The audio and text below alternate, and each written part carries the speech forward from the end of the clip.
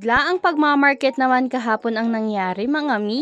Hi mga mi, another day, another mini vlog. Kahapon, hindi ko talaga inaasahan na meron nga magchat-chat sa akin at mag-o-order. Super rush yun mga mi, ngayon siya nag-order at kinabukasan nga kailangan i-deliver. Sakto naman mga mi at wala rin talaga akong ginagawa kahapon kaya naman nag-market na kami. Pagdating ko dito sa bahay mga mi, inuna ko muna yung kakainin namin. Nagsaing na muna ako mga mi at niready ko nga muna itong bangus na uulamin namin. Stock na rin ako ng sibuyas, bawang, luya dito mga mi dahil ito talaga ang kinakailangan ko araw-araw sa pagluluto. Ito talaga ang mga kailangan natin lalo na sa pagigisa mga mi dahil hindi kompleto ang pagluluto kung wala ito. Thank you Lord na lang din talaga ako kahapon mga mi dahil nga po kahit papano meron order. Kahit nga naman po nag-stop na ako sa pagtitinda ko sa school mga mi, sa awa ni Lord ay binigyan niya pa rin ako ng pagkakaabalahan ko. Wala kaming gas mga mi kaya naman heto nga't nilalagay ko na yung bangus sabay na rin yung sibuyas, bawang tapos tubig dito. Wala na nga gisa-gisa itong gagawin kong sinigang na bangus mga mi dahil dito nga namin sa labas ito iluluto. Di ko alam kung anong tawag dito mga mi pero nga po yan yung sumasalo sa amin kapag ka nga po nawawalan kami ng gas. Araw-araw na kami nagsasabaw mga mi tapos may mga gulay pa nga kaya naman perfect din itong peche sa sinigang na bangus na lulutuin ko. Kakakain kasi talaga kami ng husto mga mi pagka nga po may sabaw yung uulamin namin. Pinapabili ko na gulay kay Mario mga mi yung talbos ng kamote sana kaso wala daw kaya naman itong peche na nga lang po yung binili niya. Bago ko nga umpisa ng pagmamarinate ng paninda ko mga mi, inayos ko nga po muna yung mga kalat dito sa lamesa namin. O siya mga mi, kahit nasa bahay lang tayo maraming pagkakakitaan. Yun lang for today's video mga mi. Bye!